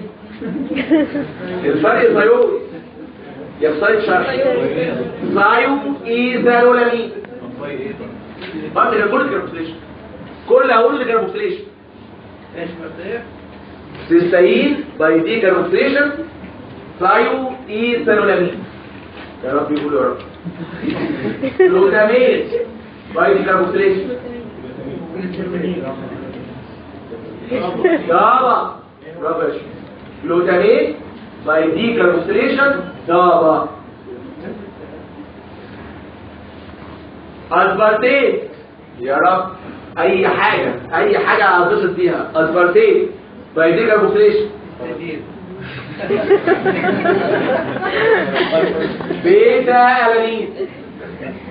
الناس بسم الله متألقين بسم الله ما شاء الله. اسبارتيت باي دي كربوكسيليشن بيتا الانين. طب دي ما فيهاش غلط بصراحه يعني. انا لو جبت بتاع البوابه اللي تحت هقولها والله. دوبه عيب بصراحه يعني. دوبه باي دي كربوكسيليشن دوبامين. 5 هيدروكسي تريبتوفان. 5 هيدروكسي تريبتوفان قدام شويه. 5 هيدروكسي تريبتوفان باي دي كربوكسيليشن. سيروتونين 5 هيدروكسي تريبتوفان 5 هيدروكسي تريبتامين اللي اسمه سيروتونين. 5 هيدروكسي تريبتوفان باي دي كربوكسيليشن يدي 5 هيدروكسي تريبتامين اللي هو سيروتونين. هستيدين. الحمد لله الحمد لله. ايه الشطاره دي؟ انا بصراحه مبسوط بيكم قوي يعني بصراحه يعني ايه بحس ان انا روحي المعنويه في السماء. اقل حاجه عندكم صح؟ يبقى الهستيدين باي دي كربوكسيليشن يدي هستامين. والهستامين ليه علاقه بالالرجي. علاقه بالالرجي لما بيحصل دي جرانيوليشن للماس سيل بيطلع هستامين ليه علاقه بالالرجي. ايه كمان ديريفاتيف من الهستامين؟ قال لك كارنودين. الكارنودين لازم تعرف انه داي للطيب يعني 2 امينو عباره عن بيتا الانين شامل في هستامين. ركز معايا. بيتا الانين شامل في هستامين. الاثنين مع بعض بيدوا الكارنودين. يا رب يقول هو ازاي احول الكارنودين الى انسولين؟ ريسايليشن يوزنج يدخل تام يطلع تاح فاحول الكارنودين لانسولين. يبقى الكارنودين بيجي ازاي؟ انسولين بلس البيتا الانين. خلي بالك مش الانين عادي. انا بشرح لك الانين قلت ده الفا بس في واحد في الجسم اسمه بيتا ليه اهميات اهو. البيتا الانين بيبايند مع الانسولين يدي كارنودين والكارنودين مع الريسايليشن يدي انسولين. طب ايه هم الكارنودين والانسولين دول؟ انا بقول شغلتهم انهم فيسيولوجيكال بافر في الانيروبيكالي كونتراكتنج ماسل. هو الماسل يا نور لما بتعمل انيروبيك جلايكوليسيس بتطلع ايه؟ لاكتيك اسيد لاكتين واللاكتين يخلي الماسل يحصل لها كرامبات ومش عارفه تكونتراكت انيمور. يقول لك الكارنودين والانسولين دول بافر بيشيلوا اللاكتيك اسيد من الماسل. هما فيسيولوجيكال بافر فور الانيروبيكالي كونتراكتنج ماسل. يعني وقت الانيروبيك اكسرسايز يطلع لاكتيك اسيد هما بيشيلوا لاكتيك اسيد. عشان كده يا جماعه الناس الرياضيين اللي فيكم يعرفوا انه البيتا الانين از باند ان الاولمبيك جيمز. ممنوع في الاولمبيكيات. اتفرجوا على الاولمبيكيات. في الاولمبيكيات بيعملوا اختبار منشطات، اللي لو لقوا حد واخد فيتامين يطلعوه بره. اصل الفيتامين بياخدوه ليه؟ عشان يعمل كاربوزين اللي يشيل لاكتيك اسيد من المصل فيحسن اكسرسايز. فلو يجري بسرعه اكتر. لو بيلعب ماتش كوره بدل ما بيهدك بعد 5 دقايق لا يشتغل ساعتين 3. فهمت ازاي؟ ولو حد فيكم بيلعب جيم هيلاقي العيادة الكبيره دي اللي يدخل فيها بني ادم جوه قاعد حاجه قد كده. لا مش عارف يشيلها ازاي. لا قد كده بتخلص امتى دي؟ هتلاقي مكتوب عليها بايه؟ 3 شهور بس. شهور؟ بيخلص دي كلها في شهور؟ ازاي يعني؟ ده بيعيش جواها يعني. هتلاقي في العضله الكبيره دي بيتا. ليه؟ بتحسن اداء المصل. البيتامين مع الدي كارنوزين، والكارنوزين دي انسرين، والانسرين والكارنوزين بامبر في الأصل. ثالث ديريفاتيف بيجي من الانسرين اسمه ارجو ثايونين. اسمه ايه كده؟ ارجو ثايونين. يفيد قوي تعرف الكيميكال نيم بتاعه. الارجو ثايونين ده البيتاين اوف الثايول هيسترين. لا ده اوفر بصراحه. يعني ايه بيتاين اوف ثايول هيسترين؟ واحده واحده. مش ده اسمه هيسترين؟ لو حطيت هنا اس اتش جروب يبقى اسمه ثايول هيسترين. لو جيت عند الامينو جروب وشلت الاتشتين وحطيت 3 ميثايل جروب وحطيت لها بلس. طب احنا قلنا كلمه بيتاين معناها تراي ميثايل. فالجلايسين بيتاين تراي ميثايل. فكلمه بيتاين معناها تراي ميثايل. فالمركب ده اسمه ارجوثايونين. ده البيتاين بس مش بتاع الهيسترين، بتاع الثايوليزين. ركز عشان ام سي كيو. الارجوثايونين هو البيتاين اوف الثايوليزين. ده يا جماعه ما مش بيتصنع في جسمي، ده اوف دايتري اوريجين، يعني انا باكله في الاكل مش في جسمي. شغلته انه انتي اوكسيدنت، يعني مضاد للأكسدة. فين؟ في الار بي سيز، وكمان في السيمن، وكمان في الانتي اوكسيدنت في الار بي سيز وفي السيمن وفي الليفر. الثلاثه دول اسمهم ديريفاتيفز اوف الهيستidine. دول تاني. اول ديريفاتيف هيستامين بيجي من الهيستidine باي دي. اصحى معايا بقى. كاربوكسيليشن. كمان الكاربوزين بيجي باي بايند اوف الهيستidine 2 والكاربوزين باي ميثايليشن الدي ان 3. الاثنين بافرز بالانيروبيكالي كونتراكتد ماسل.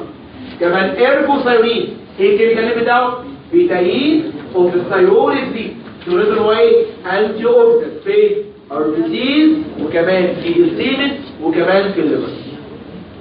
على فكره الهيستidine ده جاب سيرته الكلام ده اول مصحف لما خدنا شابتر الهيمي، وكان في واحده بروكسيمال وواحده ديستال. فاكرين؟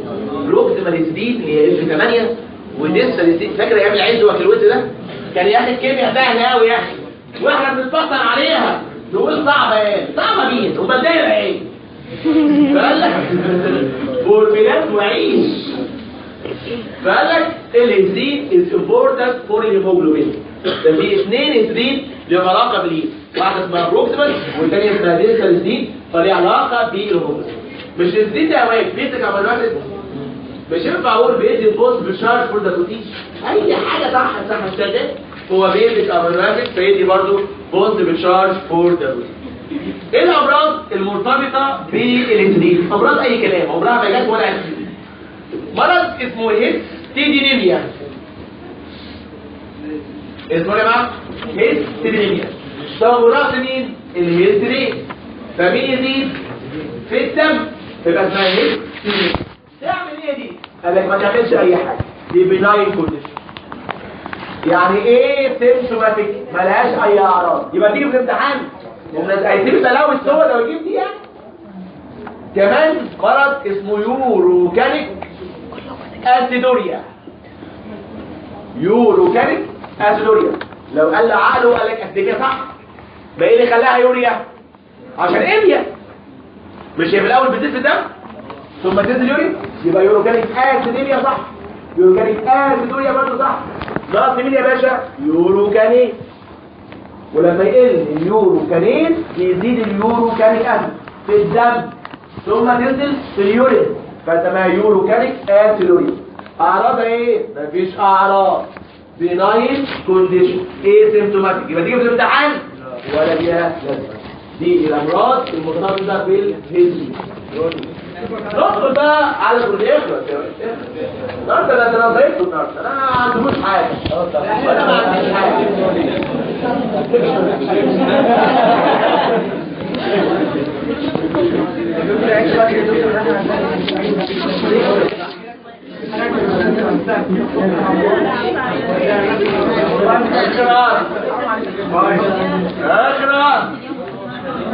عقير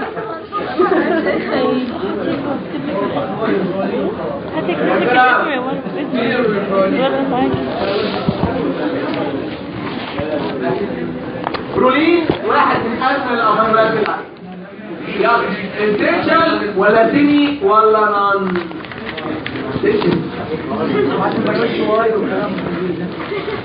لا انتشال. بيطلع ازاي خدنا؟ مش هو البرولين بيدي جلوتامين؟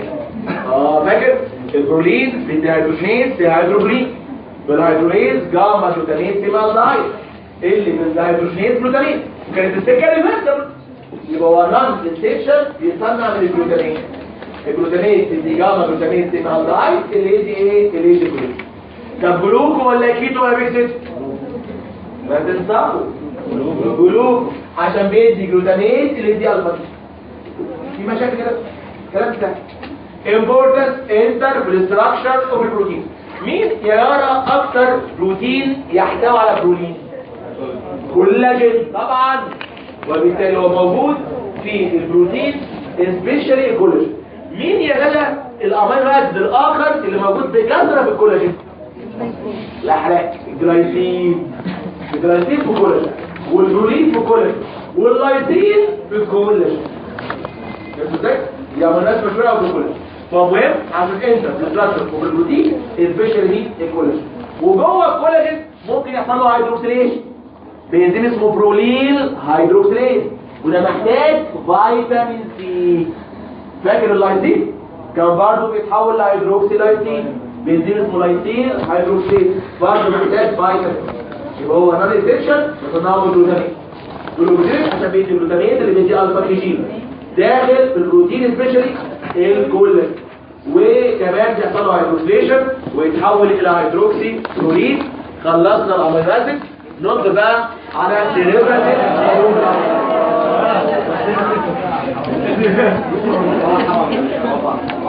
اخر معانا اخر عنوان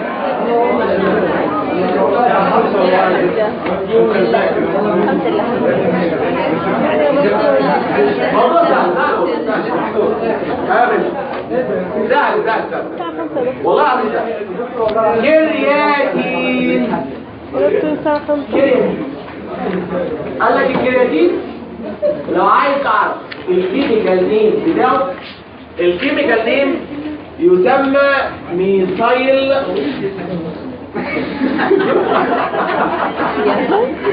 زي دلومه لما تطلع من الكيله.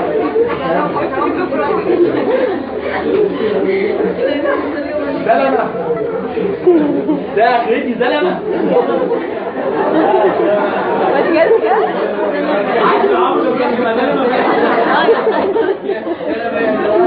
ما انا عارف يا عم. ميثايل جوانيدو اسيتيل. اي زلمه فيكم يقعد تاني. طب هي انا زلمه، هي تبقى ايه؟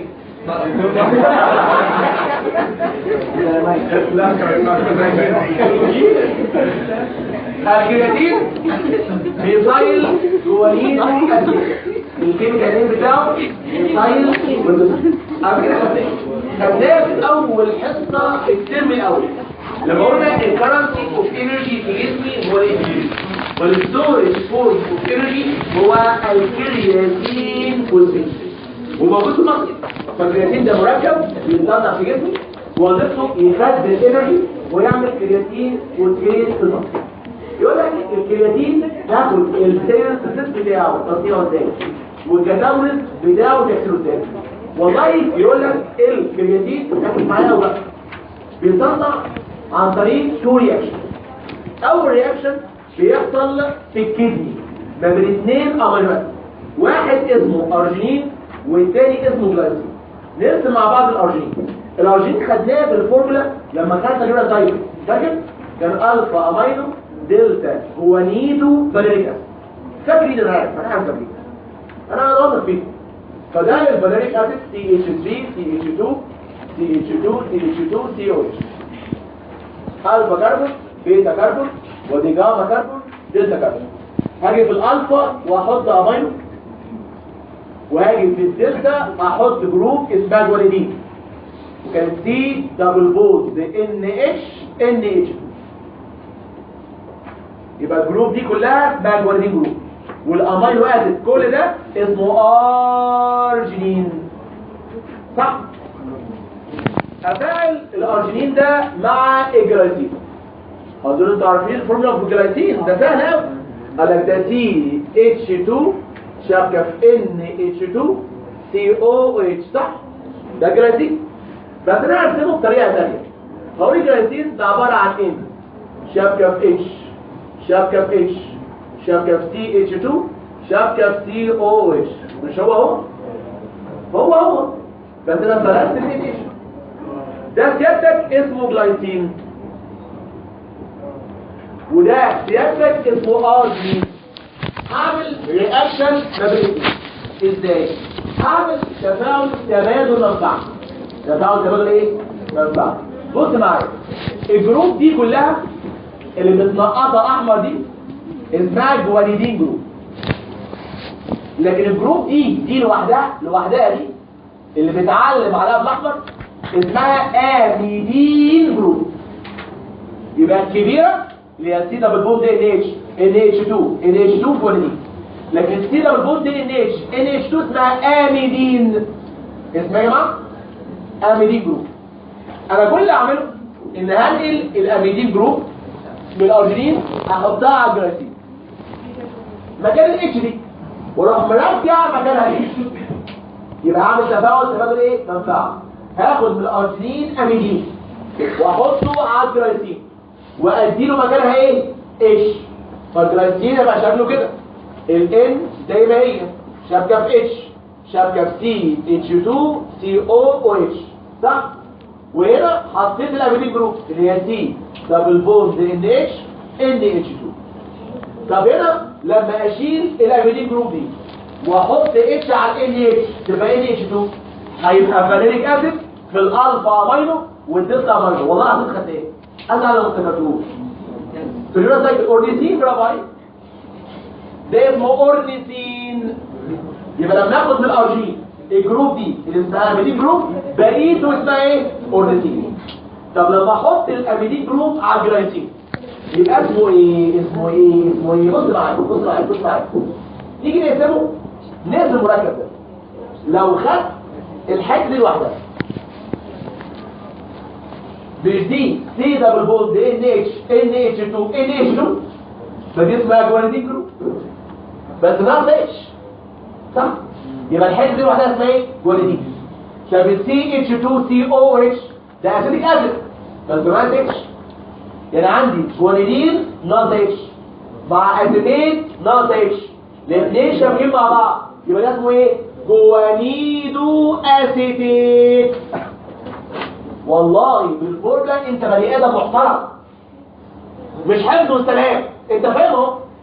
لا المفروض يعني المفروض يعني انا بتخيل ان هو مفروض يعني ده جوانيدين شابك مع اسيتيت يبقى اسمه ايه؟ جوانيدو اسيتيت. طب الانزيم اللي عمل ده، الانزيم اللي عمل الرياكشن ده بيعمل ايه؟ قال لك كل اللي بيعمله انه بينقل اميدين جروب، صح؟ من الارجينين للجلايسين. هو لو الانزيم بينقل امينو جروب يبقى اسمه ايه؟ ترانسامين. طب لو بينقل الجزايل جروب ترانسامين. لو بينقل الجزايل جروب ترانسامين. لو بينقل الكربامويل جروب ترانسكربامويل. بس انا دول اكزامبل. طب لو بينقل اميدين جروب ترانسامين. بنقلها من فين لفين؟ من الارجينين الى الجلايسين يبقى اسمه ارجينين. جلايسين ترانس اميدين. اللي يفهم بيريح. بين الاميدين جروب من الارجينين الى الجلايسين يبقى اسمه ارجينين جلايسين ترانس اميدين. الارجينين باوريزين التفاعل ده على فكره بيجي بالرياكشنز بتاعته في الامتحان بيحبوه قوي. ارجينين جلايسين ترانس اميدين عمل جوانيدو اسيد. اعمل ايه يا عبد الرحمن في الجوانيدو اسيد عشان يبقى كرياتين؟ هو كده اسمه ايه؟ ميثايل جوانيدو اسيد. وانا عندي مين؟ اعمل في ايه عشان يبقى كرياتين؟ باستخدام مين؟ فاكر فور ان سي ايجيبت الجي جوانيدو اسيديت كرياتين. هروح سيادتك تحس ان الكتاب ده وصل. بسم الله ما شاء الله كله نازل على بعض. يقول لك اروح مدخل السام ومطلع الساح بانزيم اسمه ميثايل ترانسفيريز. احط الميثايل فين؟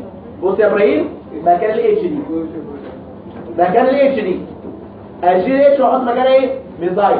هيبقى سي اتش 3 شبكه في ان شبكه في سي دبل بوند ان اتش ودي ان اتش 2 وهنا سي اتش 2 سي او اتش. ده بقى اللي اسمه ميثايل جوانيدو اسيديت او كرياتين. انا صنعت الكرياتين بتو رياكشن. تفاعلين. اول تفاعل جبت الارجينين وجبت الجلايسين بنزين اسمه ارجينين جلايسين ترانس تعمل ايه؟ نقلت اميدين جروب من الارجينين الى الجلايسين. ارجينين باوريزين والجلايسين بقى اسمه جوانيدو اسيد. التفاعل ده فقط وعصريا واكسكلوزيف في الكدني. الجوانيدو اسيد ده عشان يبقى كرياتين هيدخل ميثايل جروب. جبتها منين؟ من السام. دخل السام طلع الساح وحطيت الميثايل على الجوانيدو اسيد اداني زياده كرياتين اللي اسمه ميثايل جوانيدو اسيد. والانزيم اسمه ميثايل ترانسفيريز فقط وحصريا واكسكلوزيف في البرد. الاتش راحت للسام مكان الميثايل. مش خدت الميثايل حطيت مكان اتش كونت كرياتين. اذا الكرياتين اتكون فين؟ في الليفر. من الليفر يروح على الدم ومن الدم يحصل له ابتيك باي المصل. وإنت ابتيك and the retention by المصل is helped by الاندروجين. الاندروجين اللي اسمها ايه يا زكريا؟ الهرمونات الذكريه تتكبر. يا عم ايه كده والله هي لوحدها كده مش هي جت لوحدها كده والله معلش.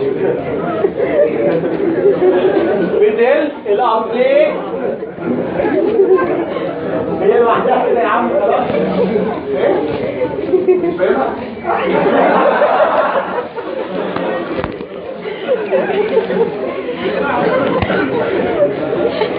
الاندروجين والميل سكس هرمون بتهل الابتيك والريدكشن اوف الكرياتين باي مصل. يعني كل واحد يبقى عنده اندروجين اكتر كل ما الكرياتين عامل له ابتيك بالمصل اكتر. عشان كده وبالعقل كده مين عنده كرياتين اكتر ميل ولا بيميل؟ ميل. وعشان كده الناس اللي بتلعب جيم بيحقنوها تستوستيرون. عارف ليه؟ ليه اللي بيلعب جيم بياخد حقن تستوستيرون؟ عشان التستوستيرون ده انابوليك هرمون بلس انه بيقل الابتيك والكرياتين يزود المصل ويساعد ان المصل يكون فيه انرجي اكتر. بس طبعا ده هيديك مصل بس يعمل لك ازوسبيرميا. خليك عقيم. ما حدش يلعب جيم وياخد تستوستيرون مستقبلك هتضيع الله يخرب بيتك. هتعمل باقي العضلات دي مالهاش لازمه يعني. ما حدش ياخد. كان في طالب فيكم دلوقتي في الرابعه وفي الخامسه اساسا كان يعني بياخد تستوستيرون وجاب التحليل بتاعه ازوسبيرميا. والله العظيم يعني بدأ علاج وبتاع ومش عارف ايه ما حدش ياخد هرمونات. اللي بيلعب جيم ما ياخدش هرمونات. لكن بقى خلاص بس انتوا النهارده اخر مسخره بصراحه. يبقى اتكون في الليفر راح الدم خلص كده راح الدم الابتيك بتاعه and retention by muscle is helped by الأكل. طب هو راح المصل خلاص. ايه وظيفته في المصل؟ قالك وظيفته storage of الانرجي. بخزن فيه ايه؟ انرجي. ازاي؟ لو انا هاي انرجي ليفل وده بيحصل وقت الريست والاكسرسايز. وقت الريست عندي اي دي بي كتير، يطلع اي دي بي واخد الفوسفات احطها على الان اتش 2، يعني هبقى سي اتش 3 شبكه في ان سي اتش 2 سي او او اتش، ادي شبكه في سي دبل بوند ان اتش، وهنا يا جماعه شبكه في ان اتش هاي انرجي بوند فوسفات، ده هسميه كرياتين فوسفات. ده امتى؟ ده وقت الريست وانا هاي انرجي بانزيم اسمه كرياتين كانين. فلو انا اكسرسايزنج ولو انرجي انت بقى روح ماشي بالعكس ويديني مين؟ كرياتين ويطلع ايه؟ يبقى وظيفته ستورج اوف انرجي. خد بالك بقى بتقول لك ايه؟ يقول لك سبونتينيوسلي تلقائي وديلي ونون انزيماتيكال. مره كمان سبونتينيوسلي وديلي ونون enzymatically. Constant amount of creatine is converted to creatinine. Constant amount of creatine converted to ايه؟ creatine. ازاي؟ يقول لك والله الكرياتين يفقد ميه من هنا او اتش وكمان من هنا اتش، فيديني الشكل ده CH3 شبكه في NCH2، وهنا الN شبكه في سي دبل بوند ان اتش، وادي ان اتش، والاثنين مع بعض في سي دبل بوند او، ده اسمه كرياتينين. يبقى سبونتينيوس ونون انزيماتيكال وديلي كونستانت اماونت اوف كرياتين كونفرتد تو كرياتينين. ده حتى الكرياتين فوسفات لو بقى له فتره بالنظر ما استخدمتوش يقول لك يفقد في اي ويتحول لكرياتينين. سبونتينيوسلي ونون انزيماتيكالي وديلي كونستانت اماونت اوف كرياتين تتحول الى كرياتينين. طب الكرياتين دي وظيفتها ايه؟ ملهاش وظيفه.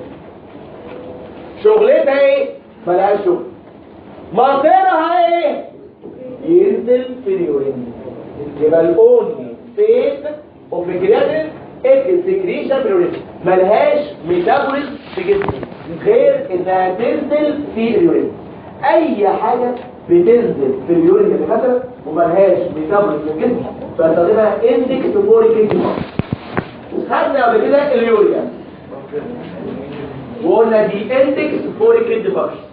كمان الكرياتين ده اندكس فوريك اسيد فانكشن. ليه؟ عشان سيادتك ملوش ميتابوليزم في الجسم وينزل في اليورين. مين مور اكيوريت كاندكس فوريك اسيد فانكشن؟ يوريا ولا كرياتين؟ كرياتين. ليه بقى؟ عشان الكرياتين ده 100% اندوجينس ونوت افكتد باي دايت. لو تلاحظ كان اليوريا من 10 ل 50 لافكتد باي دايت. الكرياتين مش موجود في اي اكل، مش في الاكل ده بس بيتصنع في جسمي، والكرياتين مش موجود في اي اكل بيتصنع في جسمي، والكرياتين بيجي من الكرياتين بتاع المنطقه بتاعته، هو 100% اندوجينس ونوت افكتد بالدايت. عشان كده هو اكيوريت اندكس فور الكرياتين فانكشن، واكيوريت فور ده ايه؟ اليوريا.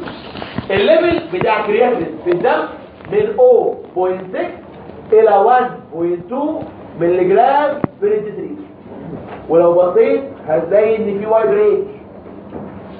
ده الهاي نورمال دبل اللي نورمال، مع انه نوت افكتد بالدايت. ليه؟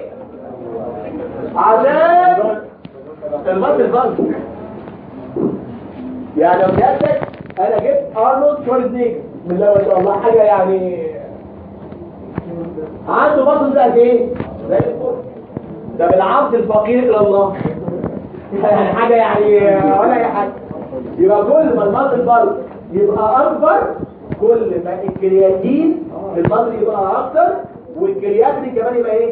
يبقى اكتر. فبالتالي الوايد رينج هتبقى افكتد بالمصل بلد، وبالتالي برضه الكرياتين في الدم افكتد بالسكت. فتبوظ يعني الميل عنده مصل اكتر من ايه؟ الفكر. طب خلي بالك بقى في الامتحان يقول لك ايه؟ enumerate 3 amino acids share in 30% of the creatine. عايز 3 amino acids يذكروا تصحيح كرياتين. كرياتين اورنيثين ده دخل ولا طلع؟ ما ينفعش.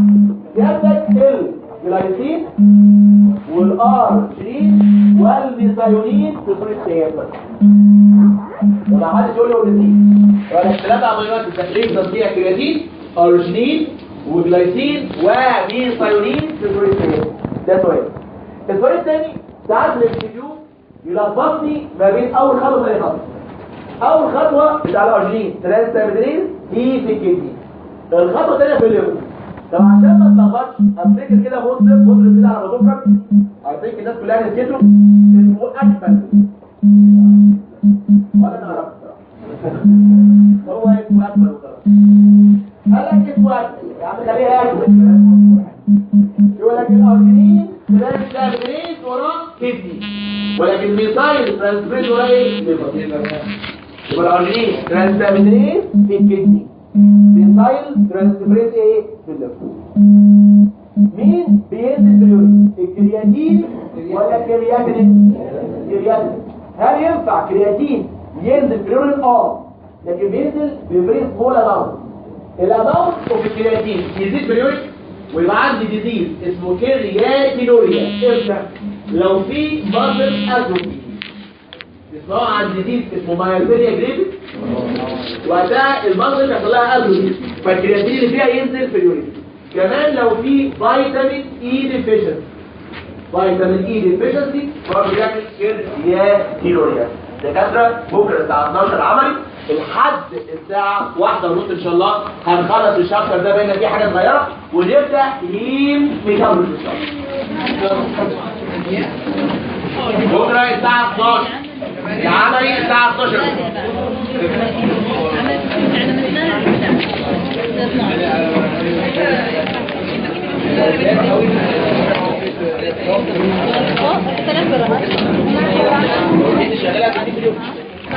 لو